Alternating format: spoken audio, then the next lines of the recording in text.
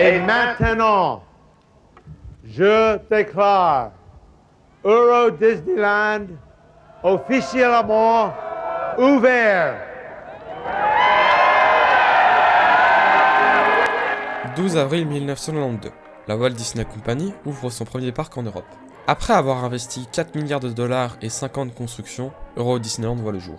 Bien avant son ouverture, un projet pour ouvrir un second parc, nommé MGM Studios Europe, a été prévu pour 1995. Ce parc aurait été basé sur le Disney MGM Studio en Floride, avec le but de ramener la culture hollywoodienne en Europe. Malheureusement, le jour de l'ouverture d'Euro Disneyland, il n'y avait presque personne. Sur les 90 000 voitures attendues dans le parking, seulement 45 000 étaient présentes au milieu de la journée. Et l'infortune du parc ne s'arrête pas là. En mai, 25% des cast members avaient démissionné en raison des conditions de travail et du pauvre salaire. Mais en plus, le parc était mal vu par les Français.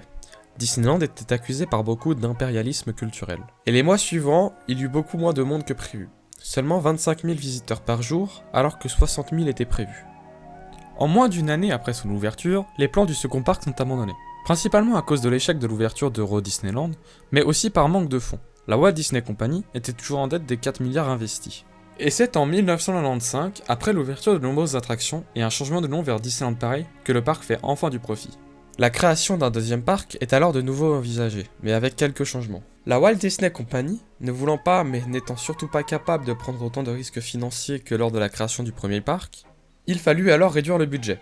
Disneyland, toujours en dette mais espérant que l'ouverture d'un nouveau parc puisse attirer plus de monde, un budget de 645 millions de dollars a été décidé afin de construire le nouveau parc. Avec ce budget très réduit, les plans originaux n'étaient plus possibles. Les Imagineers ont dû s'adapter et ainsi construire un parc bien plus petit que celui prévu.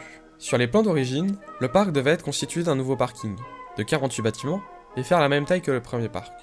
Mais malheureusement, les attractions principales prévues ont dû être oubliées, et la taille du parc réduite de moitié. Le Walt Disney Studio a finalement été annoncé en 1999 pour une ouverture en 2002. À l'ouverture, le Walt Disney Studio compte seulement 10 activités, dont 5 attractions, ce qui fait de lui le plus petit parc Disney au monde. Beaucoup des attractions présentes à l'origine n'y sont plus maintenant, ou elles ont été rethématisées au cours des ans. Voici donc la description des attractions présentes en mars 2002. On y retrouve le studio Backlot Tour, une attraction visant à faire découvrir l'envers du décor d'un studio de cinéma. L'attraction originale se trouve au MGM Studio en Floride, et consiste en une visite d'un studio de cinéma en passant par le hangar d'accessoires jusqu'au plateau où les acteurs faisaient semblant de tourner un film. Et bien que très peu de films soient produits par les studios présents en Floride, les studios étaient utilisés et prenaient vie. Le parc en Floride a pu produire 18 films, dont 7 d'animation. On y voit des dessinateurs, des cinéastes et des effets spéciaux en live. Ce fut là-bas que Mulan et Lilo et Stitch ont principalement été produits. Tandis que le Tram Tour en Floride visite de vrais studios utilisés dans la production de films, au Walt Disney Studios, on a le droit à 3 décors principaux. Le premier décor était celui de Dinotopia, une mini-série de 90 minutes très peu connue diffusée quelques mois après l'ouverture du parc en France. Série qui ne connut même pas un si grand succès. De plus, la version du décor exposée à Disneyland Paris n'est pas l'original du film. Il s'agit d'une copie réalisée pour l'attraction. Le décor que l'on voit est celui du film Le règne du feu. Un film qui lui aussi sortira quelques mois après l'ouverture du Walt Disney Studio. Le décor représente un Londres ravagé par les dragons. Il est accompagné de quelques effets audio, mais aussi d'un lance-flamme afin de nous faire croire à la présence d'un dragon. Et finalement, le dernier décor de l'attraction est celui de Catastrophic Canyon. À la différence des deux autres, celui-là ne vient d'aucun film, mais a été créé pour les Hollywood Studios en Floride afin de montrer aux visiteurs la puissance des effets spéciaux. Les passages entre les décors étaient décorés d'accessoires posés sur les sols à côté du tracé. La plupart des accessoires appartenaient aux films présentés plus tôt, tandis que certains étaient de films connus comme Pearl Harbor ou bien 102 Dalmatiens. Les accessoires semblaient être posés là, dans l'attente d'un rangement, et servaient plus de bouche-trou entre les 3 scènes que d'accessoires réellement intéressants. Le Rock'n'Roll Coaster, avec Aerosmith, s'agit d'un roller coaster intérieur, composé d'un pré-show durant lequel le groupe Aerosmith teste plusieurs des musiques pour un nouveau type d'attraction où les rails font office de piste audio et le wagon de lecteur. Vous êtes alors invité, à la fin du pré-show, pour aller dans la zone d'expérimentation où vous pourrez tester ce nouveau type d'attraction. La troisième, Armageddon, les effets spéciaux. Il s'agit d'une attraction qui permettait aux visiteurs de découvrir les secrets des effets spéciaux, avec une démonstration durant laquelle le visiteur se retrouve coincé dans une capsule spatiale qui commence à prendre feu et s'affaisser. Constituée d'un pré-show et d'un show, l'attraction dure environ 18 minutes. Probablement l'une des pires attractions ajoutées, Flying Carpet over Agrabah, cette attraction dont les travaux ont commencé en urgence en octobre 2001, est une copie de celle présente à Magic Kingdom. Elle a été placée afin d'augmenter le nombre d'attractions disponibles pour les enfants. avec son demi-décor en 2D placé à quelques mètres derrière l'attraction, cela ne fait que lui donner un côté bon marché. L'un des meilleurs spectacles à l'ouverture du parc est Spin Motor Action Stunt Show Spectacular. Création originale pour Disneyland Paris et probablement le spectacle le plus apprécié du parc. Il s'agit d'un spectacle de cascadeurs se déroulant dans un décor inspiré de la ville de Villefranche-sur-Mer, dans le sud de la France. L'attraction était 40 minutes de cascades et d'effets spéciaux très impressionnants à voir. Le tout simulé comme un tournage de film. On pouvait y voir des caméras placées sur certaines voitures ou des caméramans filmant la scène. Et c'est, de mon point de vue, la meilleure attraction du parc avec Rock'n'Roll Coaster. Les trois autres activités sont principalement des shows sous forme de films. Art of Disney Animation est une visite guidée à travers laquelle le visiteur explore plusieurs salles d'exploration et de tableaux. L'attraction, guidée par un cast member et le dragon Mushu de Mulan, montre quelques secrets sur l'animation Disney. Et l'attraction se finit par un atelier dessin. Animagic, quant à lui, est un spectacle rendant hommage aux films d'animation Disney grâce à une histoire durant laquelle Donald rencontre plusieurs scènes de films différents. Cinémagique est aussi un spectacle durant lequel un film d'une vingtaine de minutes est projeté. Le film traverse les époques du cinéma en cassant le quatrième mur grâce à l'interaction entre un cast member et les acteurs du film projeté. Et finalement, la dernière activité disponible à l'ouverture est le Studio 1. C'est l'une des premières choses que vous verrez en entrant dans le parc, et il est l'exemple parfait de ce qui a été négligé durant la création du parc. Lorsque vous entrez à l'intérieur, vous y retrouvez un bazar de décors. Les façades en 2D que vous remarquez au premier coup d'œil ne vendent pas le rêve d'Hollywood et de ses décors de cinéma. À l'intérieur, vous y trouvez de la restauration rapide et des boutiques. Le tout caché derrière les façades en bois éclairées par des projecteurs apparents. Bien que certains pourraient penser que c'est dans le thème, là où ils n'ont pas entièrement tort, Disneyland a fait beaucoup mieux en termes de recréation de studios de cinéma. En Floride, l'Hollywood Studio, anciennement Disney MGM Studio, a su faire mieux par son allée principale, qui est certes bien plus grande, mais surtout de bien meilleure qualité.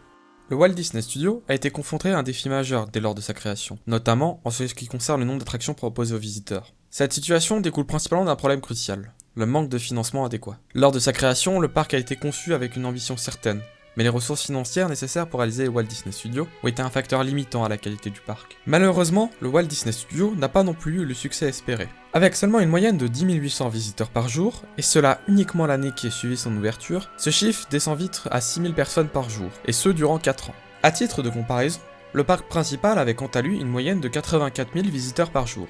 Avec un départ comme celui-ci, difficile de trouver les fonds pour améliorer le parc. Mais heureusement, il n'a pas été laissé à l'abandon. C'est en juin 2007 que deux nouvelles attractions voient le jour, Cars 4 roues et Crush Coaster. Les deux attractions situées dans le land de Toon Studio sont toujours existantes à l'heure actuelle. Crush Coaster, probablement la plus populaire des deux, il s'agit d'un spinning coaster d'une durée de 2 minutes 20, durant laquelle vous suivez l'aventure d'une tortue dans le monde de Nemo. Cependant, elle comporte un problème majeur. Lorsque vous allez à Disneyland Paris, n'avez-vous jamais remarqué la queue importante qu'il y a ? Ce n'est pas uniquement dû au fait que l'attraction soit très populaire, mais surtout au fait que l'attraction n'a pas une capacité très importante de personnes par heure. Et le 28 décembre ouvre une nouvelle attraction à sensation forte, The Twilight Zone Tower of Terror. Il s'agit, comme vous le savez, d'une chute libre d'environ 40 mètres, sur le thème de la 4ème dimension. Malgré les nouvelles dépenses considérables dans de nouvelles attractions et le fait que Twilight Zone of Terror ait coûté environ 140 millions de dollars, cela ne suffit pas encore à faire augmenter considérablement le nombre de visiteurs. Avec seulement 300 000 visiteurs de plus que les années précédentes, le parc accumule 2,5 millions de visiteurs en 2007 et 2,6 pour l'année suivante. En 2010, Walt Disney Studios vient un nouveau land sur le thème de Toy Story faire le jour. Avec comme but de vous faire rétrécir à la taille d'un jouet, le land est composé de 3 nouvelles attractions, Toy Soldier Parachute Drop, Slinky Dog Zigzag Spin et RC Racer. Toy Soldier Parachute Drop est une chute libre bien plus douce que la Tour de la Terreur de 25 mètres. Slinky Dog Zigzag est un remix de la chenille que l'on peut croiser dans les fêtes foraines. Et RC Coaster, la plus populaire de ces 3 nouvelles attractions, consiste en un half-pipe coaster faisant des allers-retours pendant plus d'une minute et faisant basculer le voyageur à 90 degrés à 25 mètres de hauteur. Bien que l'attraction soit actuellement moins populaire que Crush Coaster, sa capacité est aussi très faible. Avec un wagon de 20 personnes qui prend 2 minutes de chargement/déchargement pour 2 minutes d'attraction, elle est l'attraction avec la plus faible capacité de tout le parc Disneyland. Plus tard, le temps de l'attraction sera réduit à 1 minute afin d'augmenter sa capacité. Suite à ces nouvelles attractions, Walt Disney Studios enregistre son plus grand nombre de visiteurs depuis l'ouverture du parc, 4,5 millions de visiteurs, et en 2012, ce record sera de nouveau battu avec 4,8 millions de visiteurs. C'est en 2008 que Bob Iger commence à dépenser de l'argent afin d'améliorer les parcs qui en ont besoin, et les Walt Disney en font partie. L'idée est de créer une attraction emblématique de ce parc adaptée à la culture locale. Vient alors l'idée d'une attraction sur le thème de Ratatouille.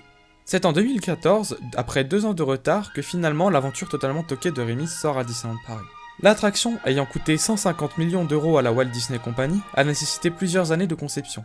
Il s'agit d'un dark ride produit pour Disneyland Paris et utilisant une technologie trackless déjà utilisée à Disneyland Tokyo. Malgré le retard dû au manque de financement, l'aventure totalement toquée de Rémi est un véritable renouveau pour le parc. C'est très probablement grâce à cette nouvelle attraction qu'en 2015, le Walt Disney Studios établit un nouveau record de fréquentation avec 5,1 millions de visiteurs. En 2020, le parc connaîtra une baisse de fréquentation de 70% avec seulement 1,4 million de visiteurs.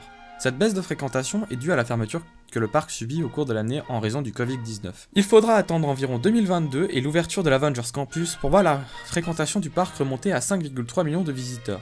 L'Avengers Campus est une refonte complète du backlot avec 2 nouvelles attractions. Avengers Flight Force et Spider-Man Boy Adventure, Avengers Assemble étant juste une rethématisation de l'ancienne attraction Rock'n'Roll Coaster sur le thème des Avengers, et Web Adventure, une nouvelle attraction à travers laquelle vous propose de tirer des toiles afin d'aider Spider-Man. Comme vous avez pu le voir, le parc a eu du mal à faire décoller son taux d'affluence pendant presque 8 ans après son ouverture. Il aura fallu 6 nouvelles attractions et plus de 10 ans avant que le parc ne dépasse les 5 millions de visiteurs par an. Cela fait du Walt Disney Studios l'un des pires parcs Disney en termes d'affluence et de taille. De plus, le parc ayant été lentement amélioré au cours des années, cela fait qu'il est difficile de trouver une cohérence dans ce parc Disney. Et bien qu'il existe des landes afin d'essayer de ranger les attractions, l'immersion est quasiment inexistante. Même s'il y en a un peu, avec les derniers lands comme Toy Story, Ratatouille et l'Avengers Campus. Disney connaît bien des parcs plus immersifs dans lesquels les lignes de vue sont bien mieux respectées et utilisées. Je vous invite à aller voir ma dernière vidéo à ce sujet. Au Walt Disney Studios, ces lignes de vue sont très peu existantes, nous laissant apercevoir un peu partout le parc les énormes hangars camouflés en Sound Studio. L'étape finale de ce parc a été pensée en 2018 lorsqu'un investissement de 2 milliards d'euros, soit 4 fois supérieur au budget initial du parc, a été annoncé par la visite de Robert Iger à l'Elysée. Avec comme projet une extension doublant la taille du parc actuel et contenant 3 nouveaux lands. L'Avengers Campus, comme nous l'avons déjà, un land Reine des Neiges et un autre Star Wars, avec une ouverture entre 2021 et 2025. L'ouverture de l'Avengers Campus a été faite en 2022, mais la date d'ouverture des 2 prochains lands reste encore inconnue. Nous aurons très probablement le droit à un land Reine des Neiges durant l'année 2025 étant donné l'avancée des travaux, et 2 ou 3 ans plus tard celui de Star Wars. Ce projet est le plus grand plan d'extension de Disneyland Paris depuis son ouverture en 1992 et permettra très certainement de faire rebondir l'affluence du Walt Disney Studios. Merci d'avoir regardé jusqu'au bout, n'hésitez pas à mettre un pouce bleu afin que je sache si la vidéo vous a plu.